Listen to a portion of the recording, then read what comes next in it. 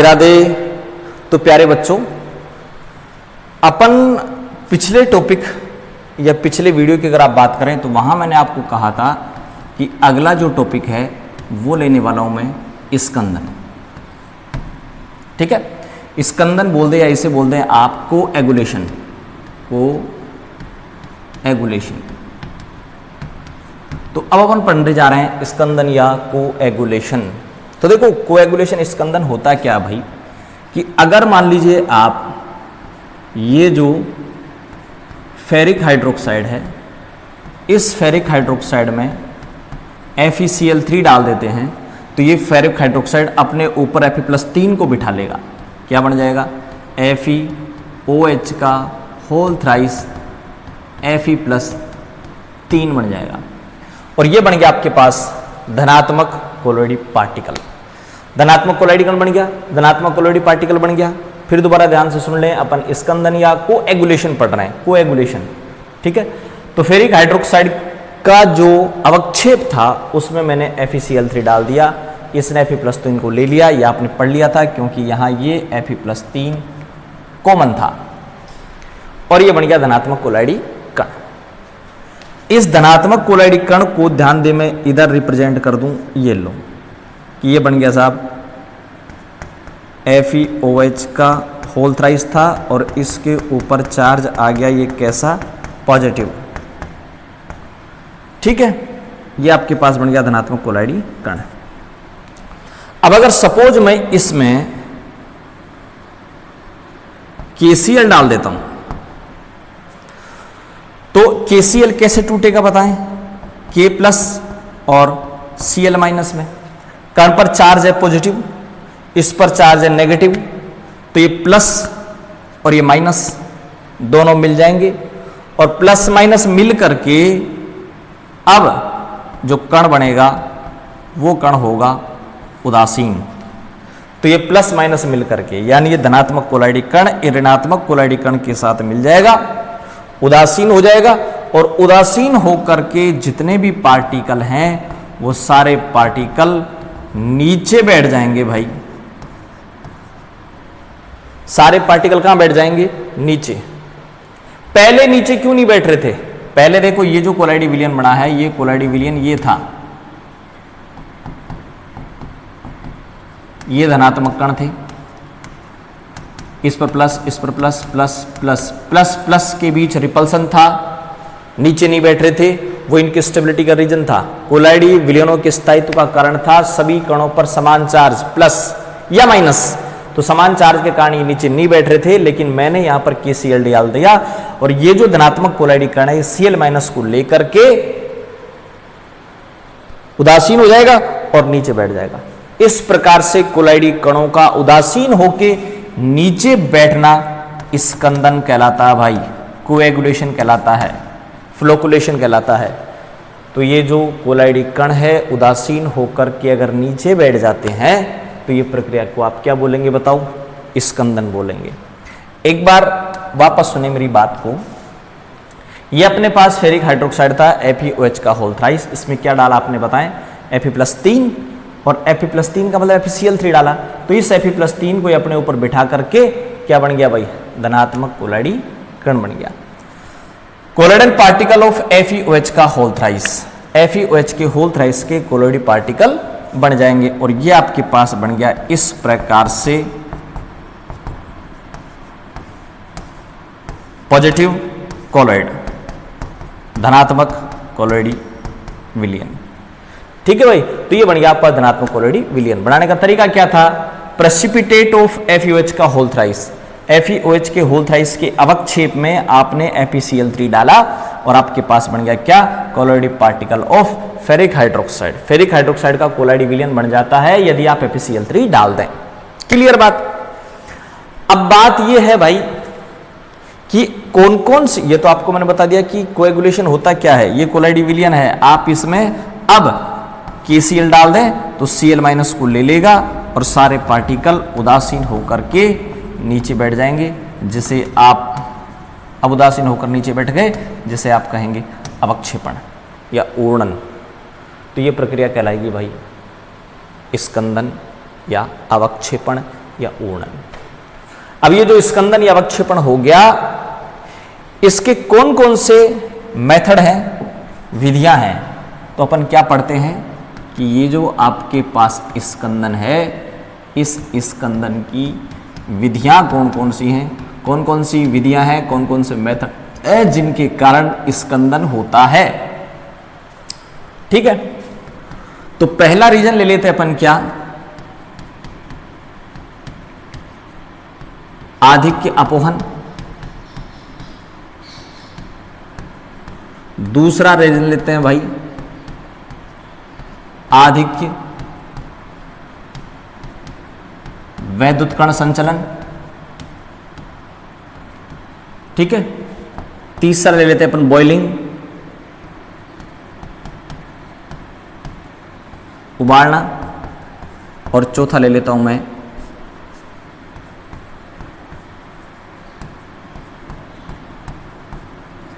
चौथा थोड़ा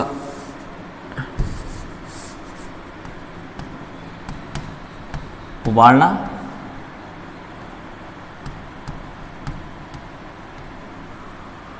और चौथा हो गया आपके पास क्या,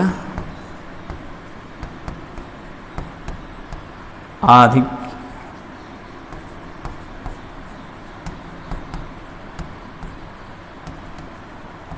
वैद्युत अपघटन की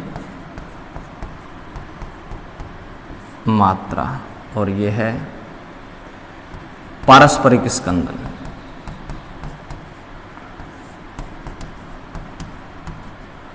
तो ये आपके पास 5 मेथड है, आधिक्य अपोहन, आधिक्य वैद्युत कण संचलन, उबालना, पारस्परिक स्कंदन, आधिक्य वैद्युत अपघटन की मात्रा। तो ये 5 अपने पास स्कंदन की विधियां हैं। पहली अपन विधि ले लेते हैं अपोहन।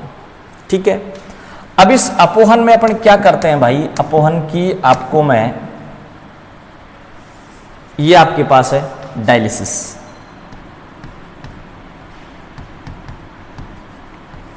इस डायलिसिस में आप देखेंगे कि तो कोलाइडी विलियन को क्या किया था आपने, एक चमड़े की थैली में भर के पानी में लटका दिया था भाई।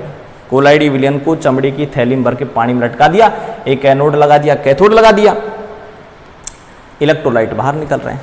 क्या किया था आपने, ये जो फेरिक हाइड्रोक्साइड है, इस फेरिक हाइड्रोक्साइड में आपने FeCl3 डाला था और FeOH का होल थ्राइस Fe+3 कोलाइडी कण बन गया था। अब इसमें जो भी अशुद्धियां हैं, FeCl3 ज्यादा है, Cl- Fe+3 उनको बाहर निकालना है, इसमें भर के आप इसको लटका दें, चमड़े की थैली में भर के लटका दिया, धारा प्रवाहित करी, तो धारा प्रवाहित करने पर ये जो Fe+3 Cl- है वो इस चमड़े से होकर के बाहर आ जाएंगे भाई। जो एक्स्ट्रा इलेक्ट्रोलाइट है, अशुद्धियां हैं, वो सारी बाहर निकल जाएंगी। Fe+3 एनोड की तरफ जाएगा, Cl- कैथोड की तरफ जाएगा। कौन सा, जो एक्स्ट्रा है, जो कोलाइडी विलियन बनाने में काम आ गया वो तो आ गया, जो एक्स्ट्रा है मैं उसकी बात कर रहा हूं। एक्स्ट्रा FeCl3 बाहर निकलेगा, Fe+3 एनोड की तरफ चल जाएगा, Cl- एनोड की तरफ चला जाएगा, Fe+3 कैथोड की तरफ चला जाएगा। ठीक है भाई, +3 है कैथोड की तरफ जाएगा, -1 है एनोड की तरफ जाएगा, विपरीत आवेशित इलेक्ट्रोडों की तरफ गमन करके चले जाएंगे, बाहर निकल जाएगा। लेकिन अगर मान लो ये जो अपोहन की प्रक्रिया, डायलिसिस की प्रक्रिया है, अगर आपने थोड़ी देर ज्यादा देर कर दी तो जितना भी FeCl3 आपने डाला था सारा का सारा बाहर निकल जाएगा, यानी कोलाइडी कण पर बैठा हुआ Fe+3 भी बाहर निकल जाएगा और ये कोलाइडी कण उदासीन हो जाएगा और उदासीन होकर के सारे कण नीचे बैठ जाएंगे और ये आपके पास हो जाएगा क्या, स्कंदन। तो अपोहन की जो प्रक्रिया है वो एक्स्ट्रा FeCl3 को बाहर निकालने के लिए की जाती है। ज्यादा देर तक अपोहन कर दिया, सारा का सारा FeCl3, सारा का सारा इलेक्ट्रोलाइट बाहर निकल जाएगा, इलेक्ट्रोडों की तरफ चला जाएगा और आपके पास कोलाइडी कण उदासीन होकर नीचे बैठ जाएंगे, स्कंदन हो जाएगा। तो ध्यान रखना, अपोहन की जो प्रक्रिया है वो ज्यादा देर तक नहीं करनी चाहिए। अपोहन या डायलिसिस से इसलिए गुजरना पड़ता है क्योंकि अपनी जो किडनी है वो किडनी अगर काम करना बंद कर दे या किडनी फेल हो जाए तो ब्लड का फिल्ट्रेशन नहीं होगा और ऐसे आदमी को डायलिसिस से गुजरना पड़ता है जब ये किडनी खराब हो जाती है। ठीक है, और इस किडनी के खराब होने का रीजन है शराब का अधिक सेवन। ठीक है, तो मैंने क्या बता दिया आपको कि जो स्कंदन है उसका पहला जो आपको रीजन है वो बता दिया मैंने, या पहली जो मेथड बता दी मैंने आपको, क्या, आधिक्य अपवहन। दूसरा लेके आधिक्य वैद्युत कण संचलन। वैद्युत कण संचलन की प्रोसेस क्या है, क्यों काम में ली जाती है, इसकी अगर अपन बात करें तो देखो भाई, कोई भी कोलाइडी विलयन है उस पर चार्ज का आपको पता लगाना है कि उस पर चार्ज नेगेटिव है या उस पर चार्ज पॉजिटिव है। तो नेगेटिव पॉजिटिव चार्ज का पता लगाने के लिए अपन क्या करते हैं, उस कोलाइडी सॉल्यूशन को एक यू आकार की नली है कांच की, उसमें भर करके एनोड कैथोड लटका देते हैं और धारा प्रवाहित करते हैं। तो इसमें आप देखेंगे कि कोलाइडी पार्टिकल गति कर रहे हैं कैथोड की तरफ। कैथोड पे चार्ज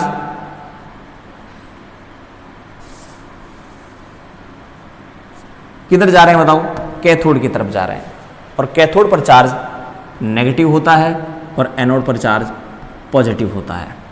तो ये जो कोलाइडी पार्टिकल हैं, ये कोलाइडी पार्टिकल मूव करके जा रहे हैं किधर, कैथोड की तरफ। कैथोड पे चार्ज नेगेटिव, इसका मींस इन कोलाइडी कणों पर चार्ज पॉजिटिव होगा। कोलाइडी कण पर चार्ज का पता लगाने के लिए आप प्रक्रिया काम में लेते हैं कौन सी भाई, वैद्युत कण संचलन। दोबारा ध्यान से सुन लें, वैद्युत कण संचलन की प्रक्रिया कोलाइडी कणों पर चार्ज का पता लगाने के लिए की जाती है। लेकिन अगर आपने स्विच बंद करना भूल गए और ये जो वैद्युत कण संचलन है ये प्रक्रिया लगातार चलती रहे तो सारे कण जाकर के इस इलेक्ट्रोड पर बैठ जाएंगे, उदासीन हो जाएंगे और क्या हो जाएगा भाई, स्कंदन हो जाएगा। तो ध्यान रखना, वैद्युत कण संचलन की प्रक्रिया ज्यादा देर तक कर दी जाए, सारे कण जाकर के बैठ जाएंगे, उदासीन हो जाएंगे, स्कंदन। तो वैद्युत कण संचलन की प्रक्रिया थोड़ी देर करो, आपको कण जाते हुए दिखे रोक दो, नहीं रोका तो सारे कण जाके बैठ जाएंगे, स्कंदन हो जाएगा। तो ये हो गया दूसरा मेथड, वैद्युत कण संचलन की प्रक्रिया ज्यादा देर तक करती जाए। तीसरा लेते हैं अपन उबालना। उबालने में क्या होगा भाई, यही बता दो उबालना तो, कि आप चलो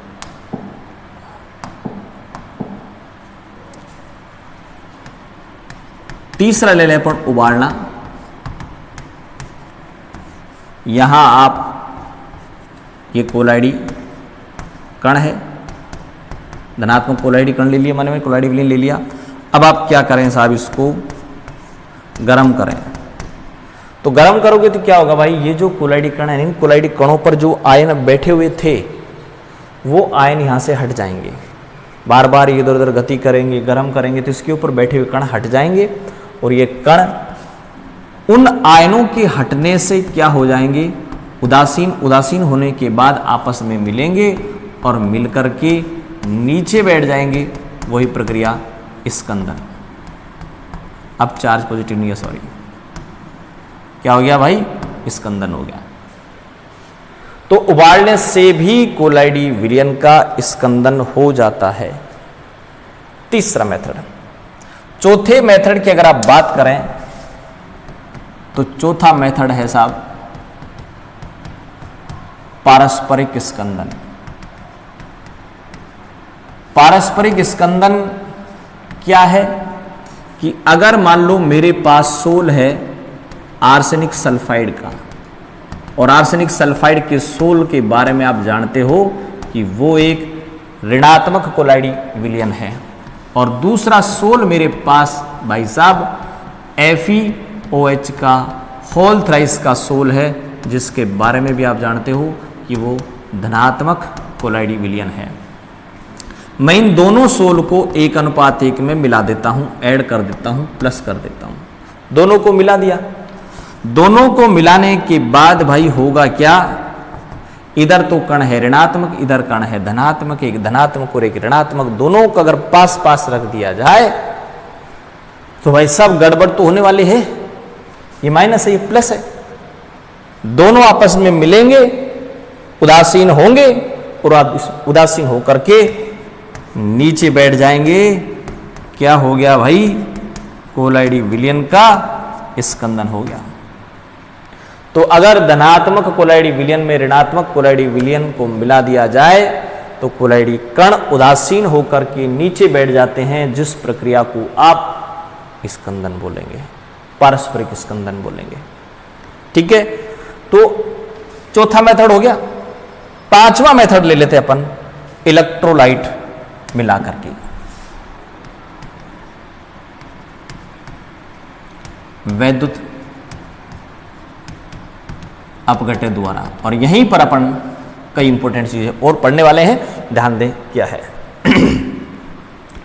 आपने क्या किया भाई कि FeOH का होल थ्राइस का जो अवक्षेप है, उस अवक्षेप में आपने क्या डाला भाई साहब? FeCl3 डाला।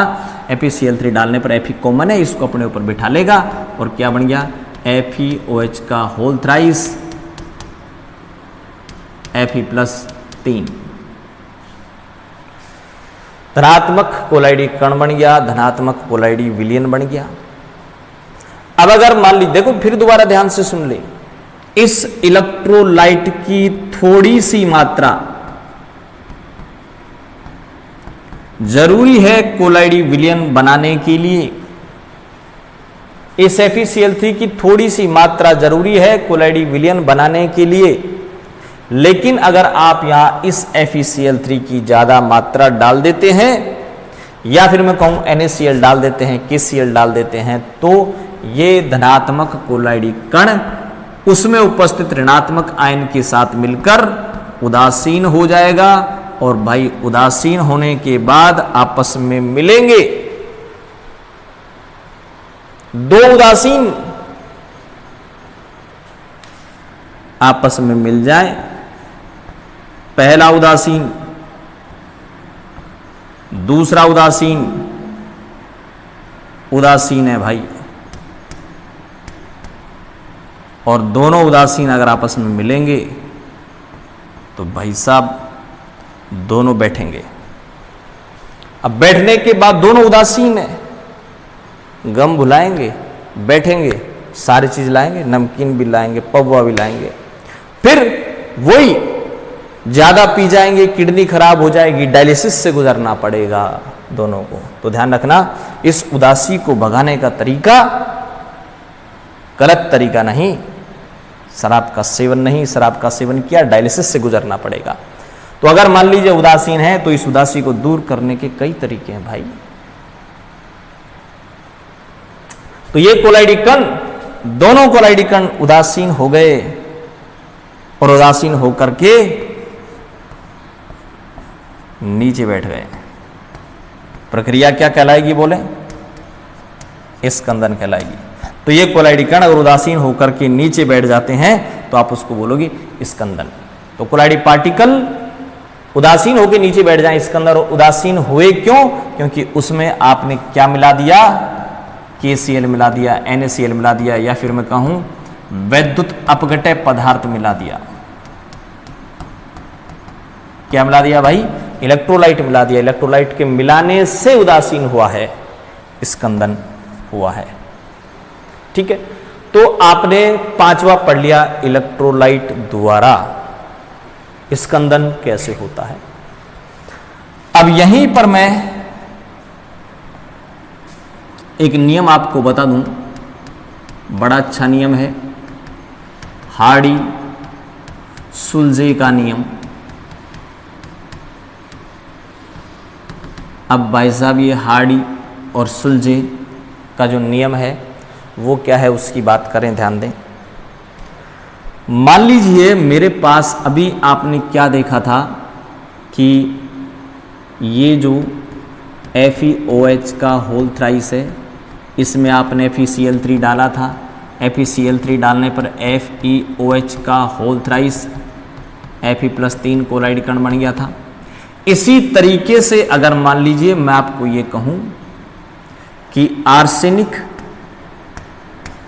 सल्फाइड है और उसमें आप H2S गैस ज़्यादा देर तक पास कर दें तो ये arsenic sulphide AS2 S3 S-2 को ले लेगा, तो ये तो बन गया जनाब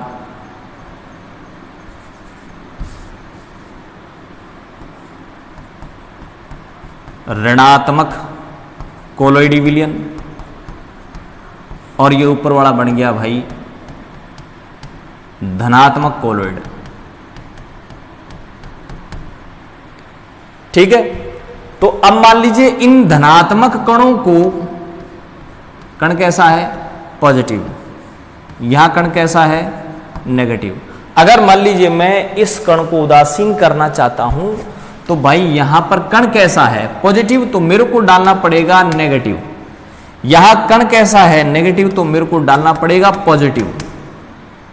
तो यहां ये धनात्मक कण इस ऋणात्मक आयन के साथ मिलेगा, उदासीन होगा और नीचे बैठ जाएगा।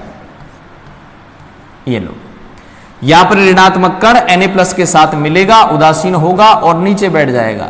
ये लो, हो गया स्कंदन। तो यहां इस धनात्मक कोलॉइड के स्कंदन के लिए ऋणात्मक आयन काम आया, ऋणात्मक कोलॉइड के स्कंदन के लिए धनात्मक आयन काम आया। ये जो आयन काम आ रहे हैं, इन आयन को मैं बोलूंगा भाई सक्रिय आयन, इफेक्टिव आयन। तो ये जो सक्रिय आयन है, ये इस कोलॉइड कण के साथ मिलकर उसको नीचे बिठा रहे हैं, उसका स्कंदन कर रहे हैं। बात यहां तक आई समझ में कि अगर कोलॉइडी कण धनात्मक है तो आप ऋणात्मक आयन डालें, और अगर कोलॉइडी कण ऋणात्मक है तो आप धनात्मक आयन डालें, आपस में मिलेंगे, उदासीन होंगे, स्कंदन हो जाएगा। ठीक है भाई। अब हार्डी-सुलजे क्या कहता है, उस हार्डी-सुलजे की बात करें।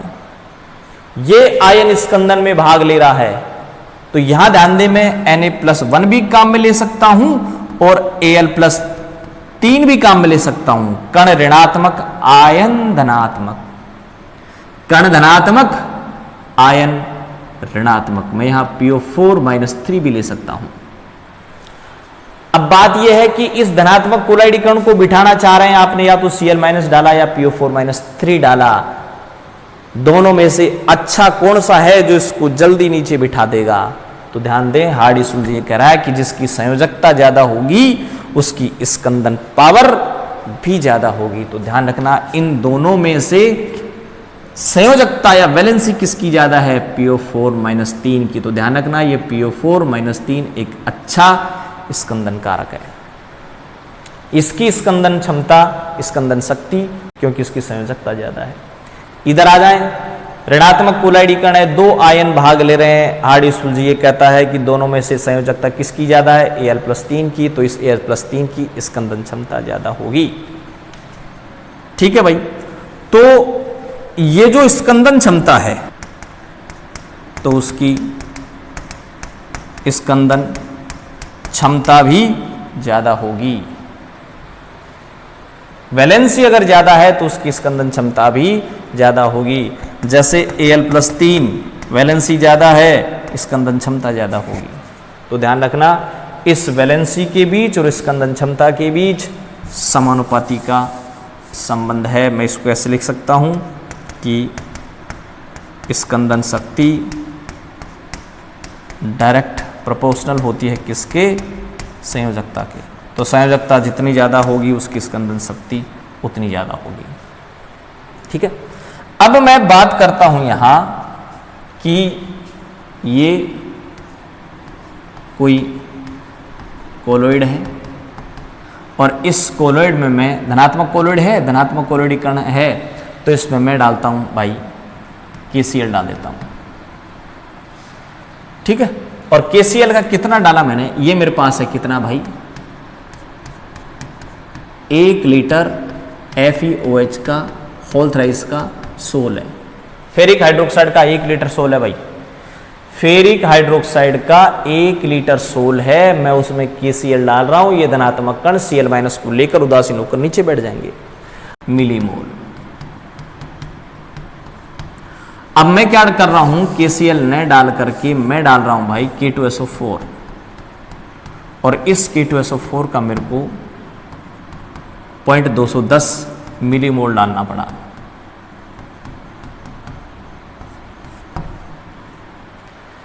दोबारा सुन लें, 1 लीटर फेरिक हाइड्रोक्साइड का सोल है मेरे पास, KCl डालना पड़ा मुझे 102 मिलीमोल, और अगर मैं KCl न डालना चाहूं, K2SO4 डालना चाहूं, तो मेरे को डालना पड़ेगा 0.210 मिलीमोल। और अगर मान लीजिए मैं यहां पर K4FeCN का होल 6 डालना चाहूं, तो ये मेरे को 0.09 मिलीमोल डालना पड़ेगा। का स्कंदन मान 0.09 है। ये स्कंदन मान है, तो स्कंदन मान क्या होंगे बताओ? 1 लीटर सोल को उदासीन करने के लिए विद्युत अपव्यय पदार्थ की मिलीमोल में मात्रा क्या कहलाएगी? स्कंदन मान कहलाएगी। यहां पर जो आयन है वो है Cl माइनस, यहां पर आयन है SO4-2 और यहां आयन है FeCN का होल 6-4। 1, 2, 4 ये इनकी वैलेंसियां हैं। तो देखो वैलेंसी बढ़ती जा रही है, इसकी वैलेंसी 1, इसकी वैलेंसी 2, इसकी वैलेंसी 4, वैलेंसी बढ़ गई, स्कंदन मान घट गया। वैलेंसी बढ़ गई, स्कंदन मान घट गया, तो मैं यहां पर एक संबंध लिख दूं कि अगर वैलेंसी ज्यादा होगी, वैलेंसी अगर ज्यादा होगी, या फिर मैं कहूं संयोजकता अगर ज्यादा होगी, संयोजकता अगर ज्यादा होगी, तो संयोजकता ज्यादा होगी तो उसकी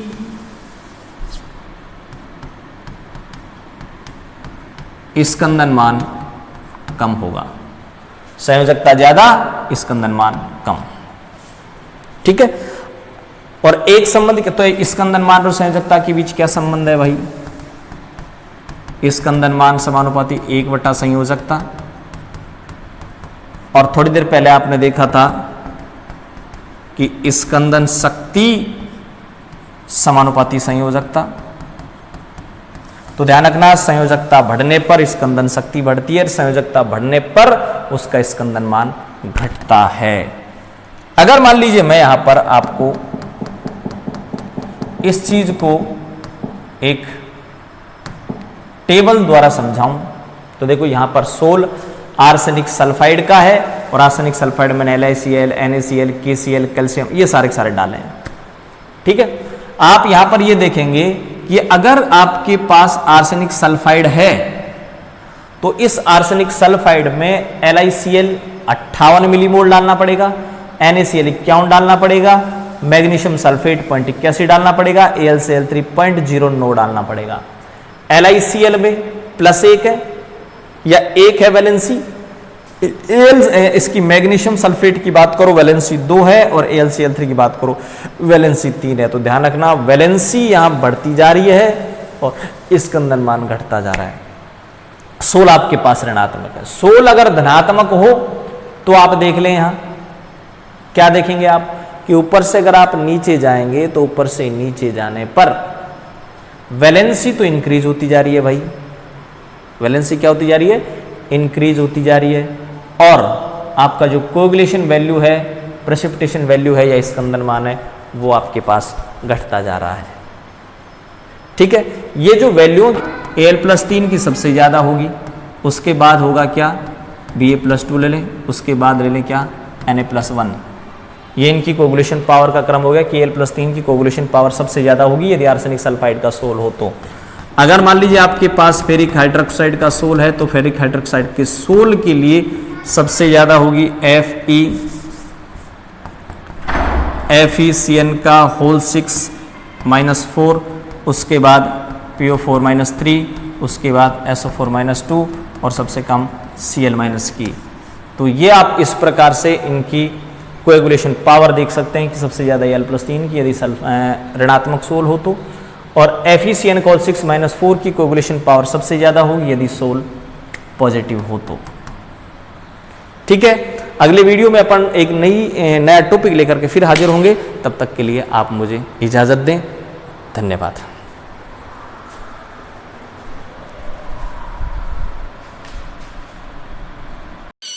तो प्यारे बच्चों, आज अपन बात करते हैं कोलोइडों के स्कंदन की।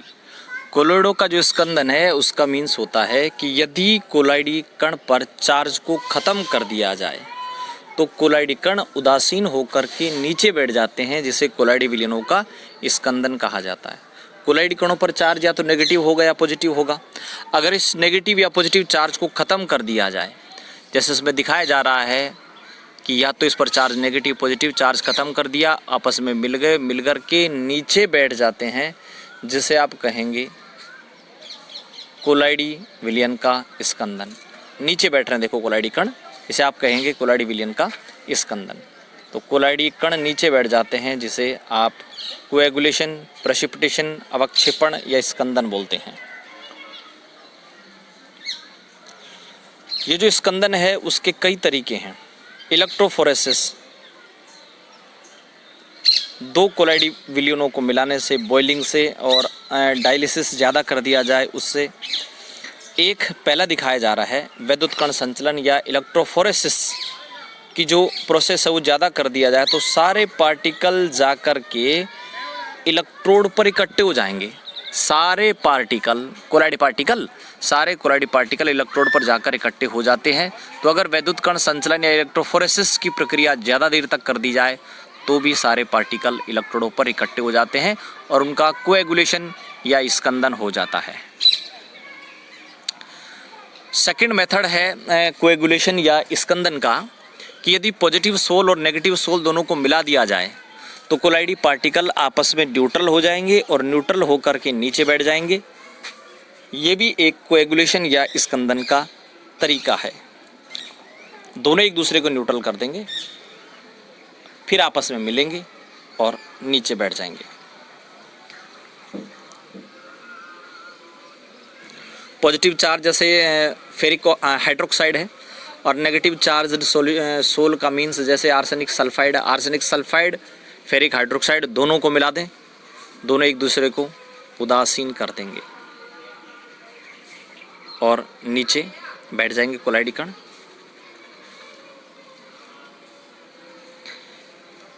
तीसरा जो मेथड है कि यदि कोलाइडी विलयन को उबाल दिया जाए, गर्म कर दिया जाए, तो कोलाइडी कण के ऊपर जो अधिशोषित आयन थे, एडजॉर्ब्ड आयन थे, वो हट जाएंगे और पार्टिकल उदासीन होकर के नीचे बैठ जाएंगे।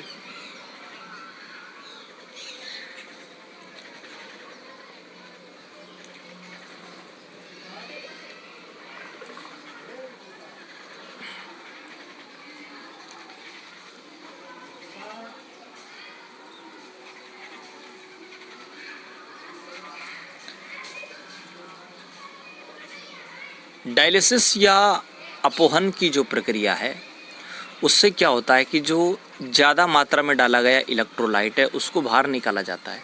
लेकिन अगर मान लीजिए ये जो डायलिसिस है वो ज़्यादा देर तक कर दिया जाए, आधिक्य में कर दिया जाए, बहुत ज़्यादा कर दिया जाए, तो सारा जो इलेक्ट्रोलाइट है वो बाहर निकल जाएगा और कोलाइडी पार्टिकल न्यूट्रल हो जाएंगे और न्यूट्रल होकर नीचे बैठ जाएंगे। सारा इलेक्ट्रोलाइट बाहर निकल जाता है और सारा इलेक्ट्रोलाइट जब बाहर निकल जाएगा तो कोलाइडी पार्टिकल नीचे बैठ जाएंगे, न्यूट्रल हो जाएंगे कोलाइडी पार्टिकल और नीचे बैठ जाएंगे। अगर मान लीजिए आप इलेक्ट्रोलाइट भी ज़्यादा मात्रा में मिला देते हैं तब भी जो कोलाइडी पार्टिकल है वो विपरीत आवेशित आयन या अपोजिट चार्ज जो आयन है उसको अपने ऊपर बिठाएगा और नीचे बैठ जाएगा। विपरीत आवेशित आयन को अपने ऊपर बिठाकर नीचे बैठ जाएगा भाई। अपोजिट चार्ज आयन को अपने ऊपर बिठाएगा, न्यूट्रल हो जाएगा और कोलाइडी पार्टिकल नीचे बैठ जाएगा। तो इलेक्ट्रोलाइट के मिलाने से भी FeOH के होल थ्राइस में FeCl3 डाल दे, कोलाइडी पार्टिकल बन जाएगा। लेकिन FeCl3 ज़्यादा डाल दिया जाए तो कोलाइडी पार्टिकल Cl- का या Cl- के साथ मिलकर के नीचे बैठ जाएगा। तो यहाँ पर फेरिक हाइड्रोक्साइड का जो सोल है उसमें कोलाइडी पार्टिकल पॉजिटिव है और उसको उदासीन करने के लिए जो आयन काम में आया है वो है Cl-। अगर अपन हार्डी सुलजे की बात करते हो, हार्डी सुलजे ये कह रहा था कि यहाँ स्कंदन में भाग कौन ले रहा है, Cl-।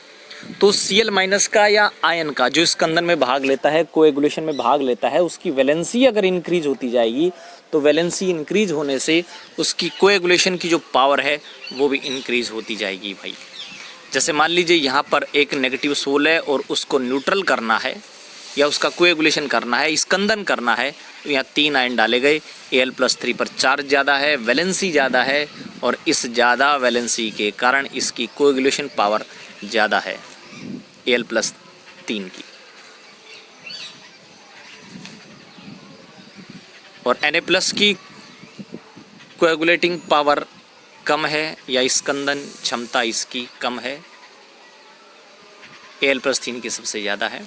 और अगर मान लीजिए आप पॉजिटिवली चार्ज सोल लेते हैं तो यहाँ पर जो आयंस होंगे जो कोएगुलेशन या स्कंदन में भाग लेंगे वो ऋणात्मक होंगे, नेगेटिवली चार्ज होंगे, और जिस पर नेगेटिव चार्ज ज़्यादा होगा या वैलेंसी ज़्यादा होगी उसकी कोएगुलेटिंग पावर ज़्यादा होगी।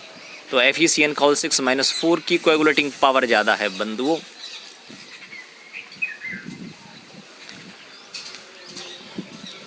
अगर आप मान लीजिए द्रव स्नेही कोलाइडी विलयन में इलेक्ट्रोलाइट की थोड़ी सी मात्रा डालते हैं, स्कंदन नहीं होता, लेकिन अगर आप थोड़ी सी मात्रा डाल दें द्रव विरोधी में तो उसका स्कंदन हो जाता है। तो कितनी मात्रा डालें कि स्कंदन हो जाए? तो उस इलेक्ट्रोलाइट की मिलीमोल पर लीटर में मात्रा जो उसका प्रेसिपिटेशन कर दे, कोएगुलेशन कर दे, आप उसे कहेंगे कोएगुलेटिंग वैल्यू या स्कंदन मान। इलेक्ट्रोलाइट की मिलीमोल पर लीटर में मात्रा जो स्कंदन कर दे, स्कंदन मान बोलेंगे आप इसे। ये जो टेबल बनाई गई, इस टेबल में आप ध्यान से देखें तो Al+3 की वैलेंसी ज़्यादा है, इसलिए इसका कोएगुलेशन वैल्यू या स्कंदन मान सबसे कम है। वैलेंसी ज़्यादा, स्कंदन मान कम, वैलेंसी ज़्यादा, स्कंदन मान कम। इसका मतलब ये हुआ कि ये जो AlCl3 है इसकी बहुत कम मात्रा आपको डालनी पड़ेगी।